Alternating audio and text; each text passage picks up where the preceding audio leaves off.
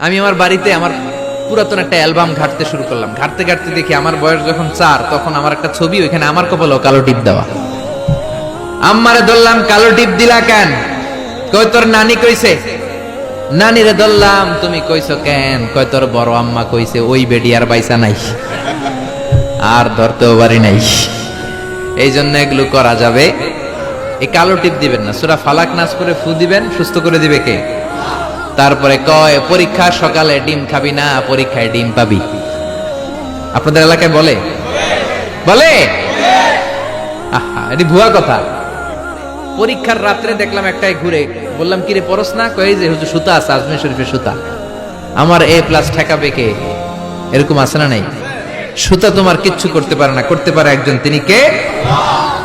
এরপরে ইঁদুরের কাছে যে দাঁত চায়, দাঁত নিয়ে কই ইন্দুর মামা, ইন্দুর মামা। মাই কইছে আমনে আমার বড় মামা, আমার মোটা দাঁত নিয়ে আমনের চিকুন দাঁত দেন। এ এলাকায় বলে, এখানেও বলে। ইঁদুরের কাছে আর দাঁত চাইবেন? কোনদিন চাইবেন? এরপর ট্রাকের পিছনে জুতা ঝুলায় আছে না নাই? তাও পুরান জুতা।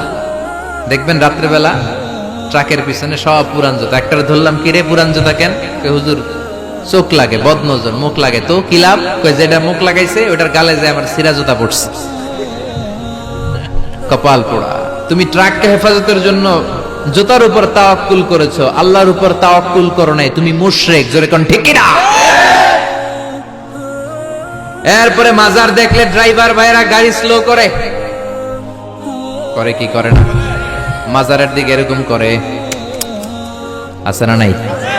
কিরে স্লো করলি কেন? কয় বাবার মাজার, বাবায় অনেক গরম, গাড়ি আমার উল্টায় দিবে। জোরে চালাইলে, গাড়ি উল্টায় দিলে দুর্ঘটনা হয়, মানুষ মারা যায়। যে লোক কবরে শুইয়া মানুষ মারে, ওইটা আল্লাহর ওলি নাকি ডাকাই?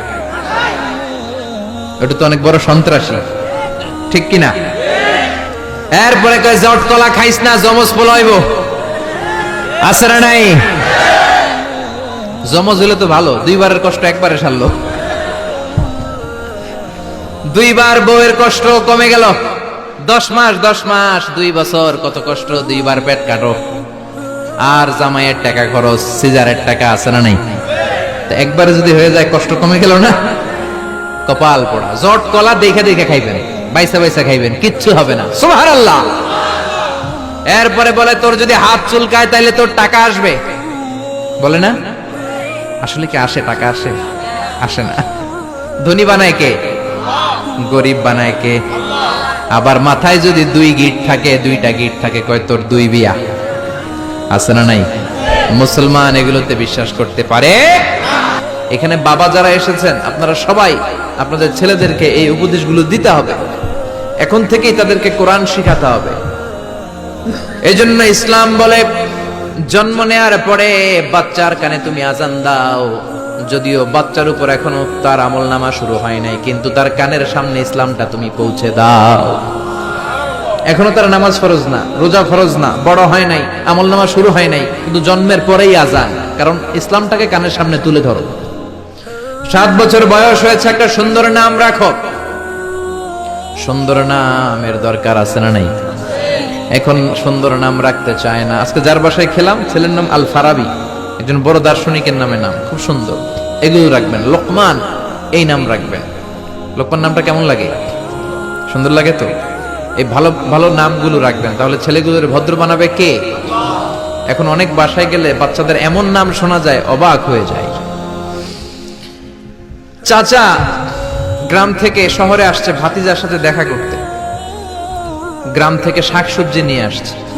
তো যাওয়ার পরে ভাতিজা নাস্তা দিচ্ছে চাচাকে, চাচা খান। চাচা নাস্তা খায় আর বলে, অনেকদিন পরে আসছি, তোমার নাকি 1 ছেলে 1 মেয়ে, আমার সাথে তো কোনোদিন দেখা হয় নাই, ডাকো না, একটু দেখা করি। ভাতিজা ওদেরকে ডাক দিছে, ব্রাশ ফায়ার। ব্রাশ ফায়ার শুই না, চাচা খানা থিয়া দিছে দৌড়। ভাতিজা বলে, চাচা দৌড়ায়েন না। চাচা আইজো দৌড়, কাইলো দৌড়, জনমের দৌড়। চাচাও দৌড়ায়, ভাতিজাও দৌড়ায়। চাচা কয়, ভাতিজা বয়স আমার 80, আমারে তুই ব্রাশ ফায়ার করিস না। ভাতিজা বলে, চাচা এই ব্রাশ ফায়ার ওই ব্রাশ ফায়ার না, ছেলের নাম ব্রাশ, মেয়ের নাম ফায়ার।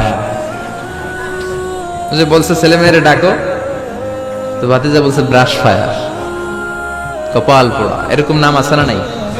আহাব্বুল আসমা ইলাল্লাহ আব্দুল্লাহ, আব্দুর রহমান। আল্লাহর কাছে সবচাইতে প্রিয়তম নাম হচ্ছে আব্দুল্লাহ আর হচ্ছে আব্দুর রহমান। সুবহানাল্লাহ পড়েন।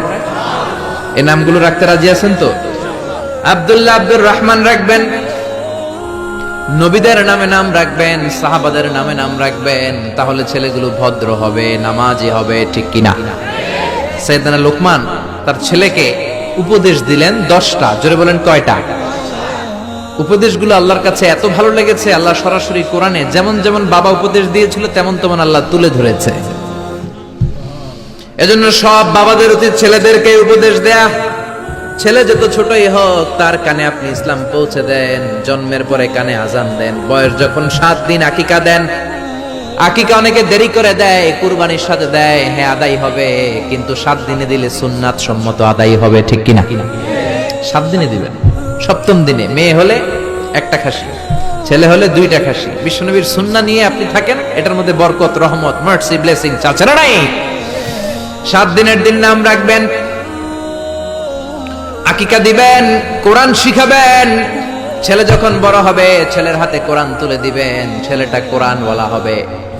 আর যদি ছেলের হাতের মধ্যে গানের বাদ্যযন্ত্র তুলে দেন, গানকে ভালোবাসবে। আমার বাবার মুখে প্রথম যেদিন শুনেছিলাম গান, সেদিন থেকে গানি জীবন, গানি আমার প্রাণ।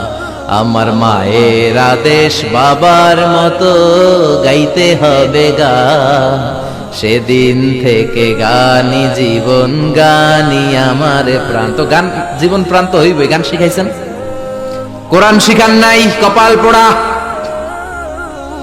গান না শিখায়া ছেলেটারে যদি কোরআন শিখাতেন, ছেলেটা বলতো বাবার মুখে প্রথম যেদিন শুনেছি কোরআন, সেদিন থেকে কোরআনি জীবন, কোরআনি আমার প্রাণ, ঠিক কিনা?